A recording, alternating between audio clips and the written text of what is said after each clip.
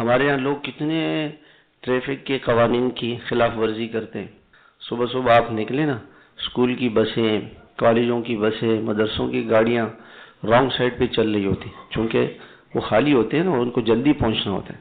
بھئی آپ کو جو وقت 1 گھنٹہ ہے تو آپ 1.25 گھنٹہ پہلے نکلیں، 1.5 گھنٹہ پہلے نکلیں.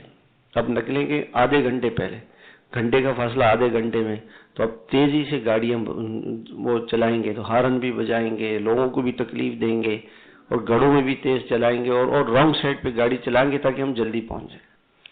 تو 10 سال 15 سال بچہ کلاس 1 سے لے کے میٹرک تک اس گاڑی میں بیٹھا رہا جس گاڑی میں نے رانگ سائڈ پہ وہ گاڑی چلی ہے. تو وہ اب اس کے ذہن میں یہ بات بیٹھ گئی ہے کہ کام نکالنا ہو تو پتلی گلی سے نکل جاؤ، رانگ سائڈ سے نکل جاؤ، غلطی کر لو. اور ڈرائیور کو پولیس والوں نے روکا تو اس نے بعد میں پولیس والوں کو 2-4 گالیاں بھی دے دی کہ پولیس ایسی ہے، پولیس ایسی ہے.